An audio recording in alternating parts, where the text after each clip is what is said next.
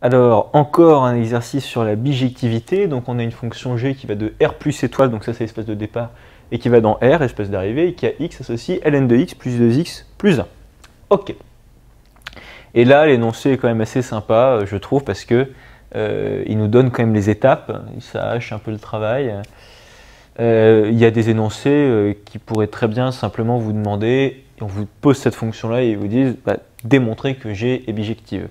Là, on nous donne les étapes. Alors, déjà, là, il faut se souvenir à fond de la définition de la bijectivité. Vous vous souvenez, sur un intervalle, on l'avait vu, I, vous vous souvenez, on avait dit que quand on avait un intervalle I de R, voyez, et que vous aviez une fonction là, et là on avait dit que ici c'était f de I, ok, bon, et on avait dit que f elle est bijective sur I, sur cet intervalle là, si et seulement si, oula, ça répond à 3 critères. Le premier c'est que c'est bien défini, que la fonction est bien définie sur tout I, ok. La deuxième c'est que la fonction elle est continue, ok. Et la troisième c'est que f, elle est strictement monotone, donc c'est-à-dire strictement croissante ou strictement décroissante. On se souvient que les fonctions qui sont stationnaires, ça ne fonctionne pas, c'est pas des bijections. Hein. Bon. Alors là, eh ben on va répondre aux 3 critères, et donc dans un certain ordre. D'abord, en ce qui concerne, on aurait peut-être dû faire ça en premier. Il demande d'abord ça, mais on va d'abord faire ça. Pourquoi? Parce qu'en fait, ça, c'est trouvé, en fait, c'est pas montrer que f est défini, c'est montrer que eh bien l'espace d'arrivée c'est bien tout R. Je m'explique. Là, vous n'êtes pas, vous voyez que l'espace d'arrivée c'est pas juste f de i. Là, vous voyez qu'ici on prend un segment et ça nous donne un autre segment.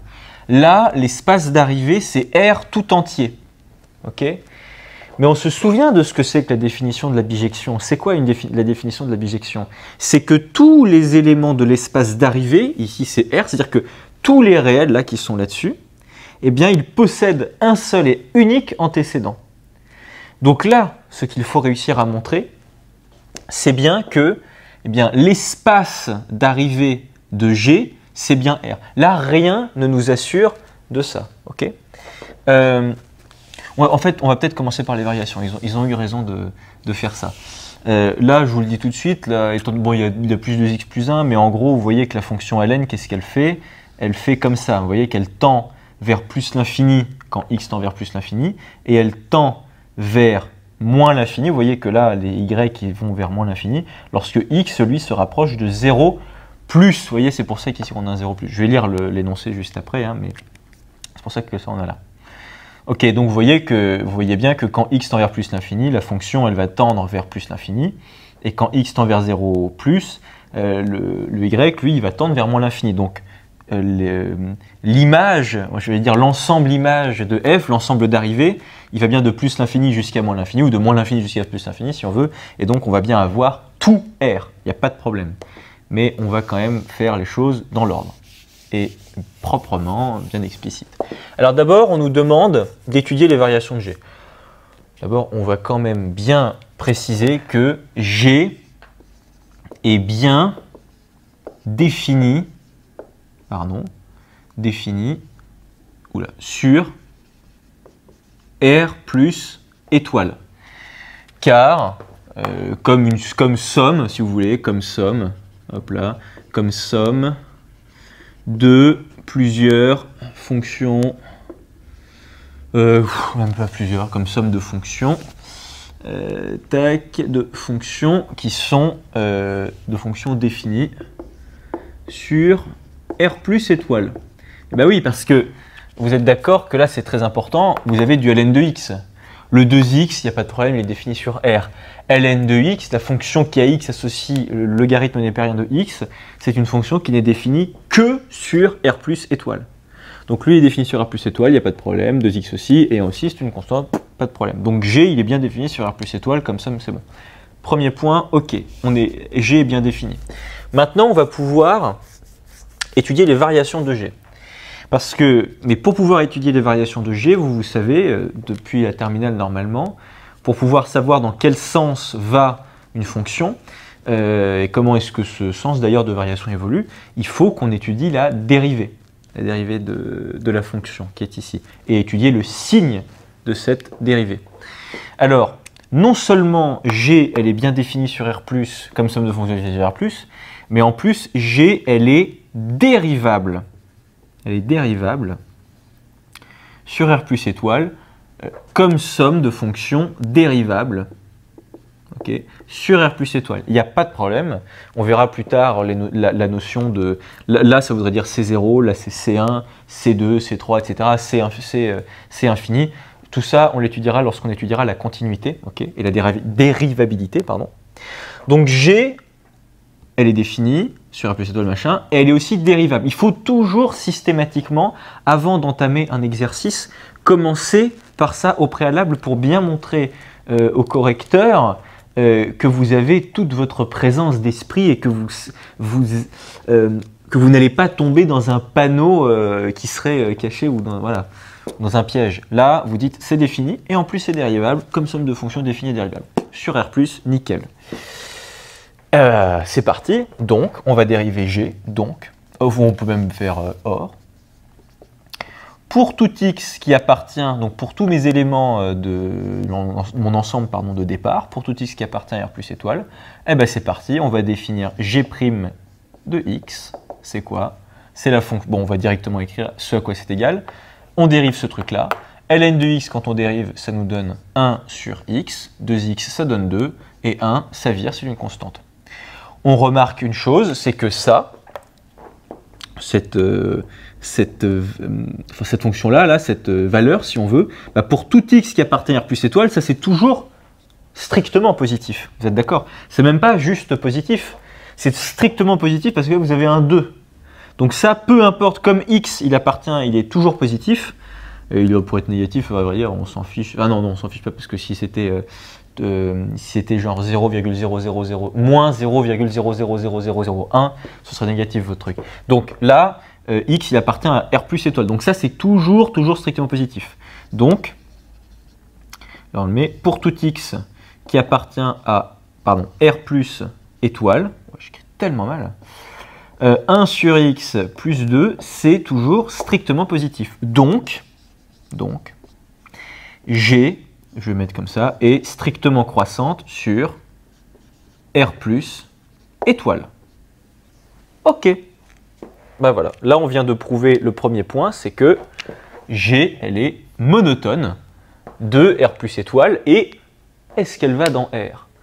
Ah, et ben c'est pour ça qu'on nous demande le deuxième point. Parce que vous vous souvenez, on l'a bien dit juste avant, la définition de la bijectivité, c'est quoi? C'est que tous les éléments de l'espace d'arrivée, ici c'est R, ont un antécédent par la fonction dans l'espace de départ qui est R+ étoile. Si jamais on avait eu une fonction, vous voyez, si on avait eu une fonction qui partait de R+, R+ étoile, et qui faisait ça, par exemple, qui est définie, vous voyez, cette fonction, racine carrée de x, elle est définie sur R+ étoile, il n'y a pas de problème, elle est strictement croissante, elle est définie, machin, tout est bon, mais ça n'est pas une bijection sur R. Bah ouais, parce que tous les éléments qui seraient ici, là, tous les éléments négatifs, ils n'ont pas d'antécédent par cette fonction-là. En revanche, c'est une bijection simplement dans R+, ça, il n'y a pas de problème, mais dans R, ça n'est pas. C'est pour ça que là, on va bien voir si, en étudiant les limites, on va bien voir si oui ou non l'espace d'arrivée c'est bien R. Alors bah c'est parti, on efface tout ce petit manège, je ne sais pas pourquoi je dis manège, et donc maintenant on va s'intéresser du coup aux limites de G en 0+ et en plus l'infini. Alors c'est quoi, juste au passage, le plus là qu'on a qui affecte le 0 au-dessus là? Il se trouve que si jamais vous avez, je prends la fonction ln par exemple, voilà. Et la fonction ln, donc je l'ai représentée à peu près graphiquement là, elle a une limite en 0+, mais elle n'a pas de limite en 0-. Qu'est-ce que ça veut dire? 0+, en fait, c'est un nombre, ça veut dire c'est un nombre qui est infiniment proche de 0, mais par les nombres positifs. Ça veut dire que ça, 0 plus, c'est 0,0000, je sais pas quoi, 1, c'est infiniment petit, ok. Mais ça reste positif. Ça reste positif. Si jamais vous aviez eu, c'est-à-dire qu'en gros, vous faites la limite comme ça. Vous dites, bah, je me rapproche de 0 de façon infinitésimale, vous voyez, de plus en plus, je me rapproche, mais je viens de la droite, je viens des éléments positifs, ok. Et ln, il n'y a pas de problème, vous pouvez toujours prendre ln, enfin le logarithme népérien, d'un nombre qui est strictement positif, ok. ln de 0, ça n'existe pas, mais un nombre qui est infiniment petit, mais qui est positif, il n'y a pas de problème.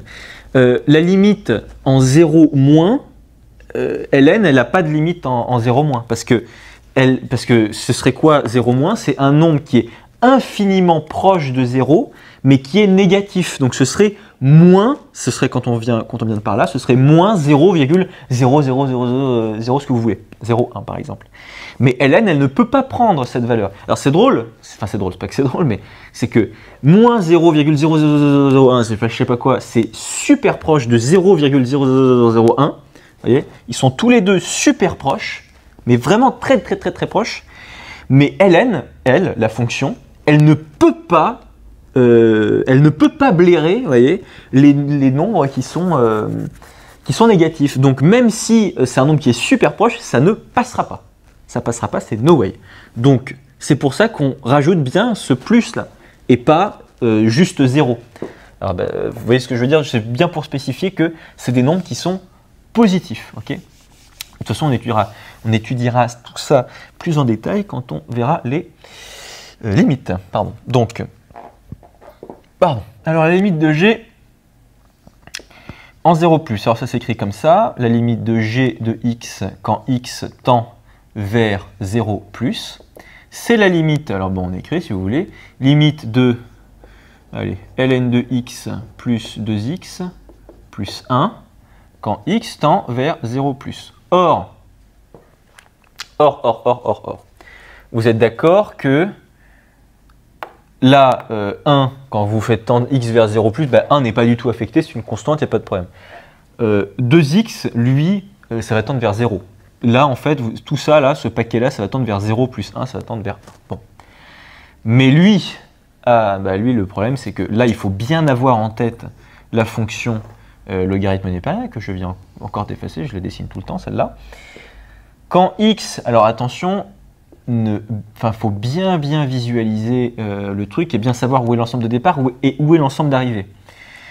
Quand x se rapproche de 0, vous voyez, plus ça sera... Là, vous avez 1, bien sûr, puisque vous savez que ln de 1, ça fait 0. Okay. Donc, quand vous vous rapprochez de 0, là, quand vous prenez les x, là, et que vous prenez leur image, hop là, et c'est un nombre qui va se rapprocher de plus en plus de quoi? De moins l'infini. Ouais, plus vous vous rapprochez de 0, et plus vous allez vous rapprocher d'un nombre qui va être en bas. Donc en fait, la limite de ça, c'est moins l'infini. Donc comme ça, la limite de ça, c'est 0. Là, vous avez 1. Moins l'infini devant 1, ça fait pas... Enfin, 1 ne fait pas vraiment le poids face à un infini. Surtout quand il est négatif. Même devant plus, c'est pareil. Ça ne tient pas 2 secondes. Donc la limite de g de x quand x tend vers 0 plus, c'est moins l'infini. Ok. Donc ça, c'est pour la première limite. Maintenant, la deuxième limite, donc c'est quand x tend vers plus l'infini. Alors cette fois-ci, on a un truc qui se passe, même je suis bête, j'ai eu un délire.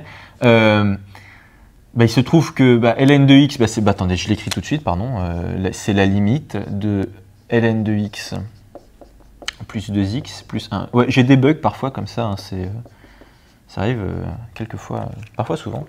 Alors c'est la limite de ça.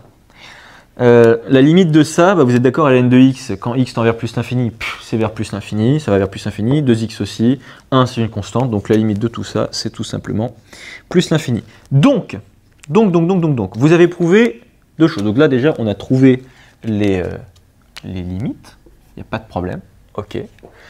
On a nos deux limites, c'est moins l'infini en 0 plus et plus l'infini en plus l'infini. Donc, vous venez de prouver, en fait, que l'espace d'arrivée de G, c'est bien R. Pourquoi? Parce que bah, c'est exactement comme pour la fonction ln, son espace d'arrivée, c'est R. Parce que sa limite, là, vous êtes d'accord que, en gros, quand vous vous rapprochez de 0, là, bah, vos images, ça va être vers moins l'infini. Et plus vous allez remonter, bah, vous allez passer par tous les réels, en fait. Vous partez de moins l'infini et vous allez aller jusqu'à plus l'infini. Donc, vous parcourez bien tout R. Donc, votre fonction, il n'y a pas de problème. L'espace d'arrivée, votre ensemble d'arrivée, là, c'est tout R. Donc, il n'y a pas de problème. Donc, vous écrivez. Donc, comment est-ce qu'on pourrait le formuler? L'image, on va l'écrire comme ça. L'image de R plus par F, c'est F, en fait, c'est de G, pardon. Donc, on va écrire ça comme ça. L'image, donc l'image de R plus étoile par G est bien R. Il n'y a pas de problème. Voilà. Et bien là, on va directement passer à la conclusion, c'est que G est bijective. Pourquoi? Donc vous avez vos trois éléments. G est défini. 2 à valeur de R plus étoile dans R. OK. C'est ça pour bien spécifier que vous avez un ensemble de départ et un ensemble d'arrivée. OK. Donc elle est bien définie partout, il n'y a pas de problème. Et son espace d'arrivée, c'est tout R. OK. Deuxième point, G est continu sur 2R plus étoile dans R. Et troisième point, G est strictement monotone, on va mettre strictement croissante, de R plus étoile dans R. Le dans R, il est vraiment très important ici. Il est vraiment, c'est-à-dire que c'est pas que c'est pas important ici, mais c'est que le vrai endroit où vous pouvez légitimement justifier, ou plutôt de façon pertinente, l'endroit où vous pouvez justifier de façon la plus pertinente possible que l'espace d'arrivée de G, c'est R, c'est ici, c'est dans ce troisième point. Vous dites que G est strictement croissante de R plus étoile dans R. Parce que ici, vous pouvez tout simplement écrire G est continu sur R plus étoile. Et vous pouvez aussi très bien dire G est défini sur R plus étoile. Mais là, ici, vous pouvez vraiment bien appuyer le fait que non seulement elle est strictement monotone, strictement croissante ici dans ce cas-là, et vous spécifiez, enfin vous faites d'une pierre deux coups et vous spécifiez ici votre espace d'arrivée qui est bien R. Et donc G. G est une bijection. Voilà. Et voilà. Je pense que c'est tout pour cet exo. Ouais, c'est tout. Voilà.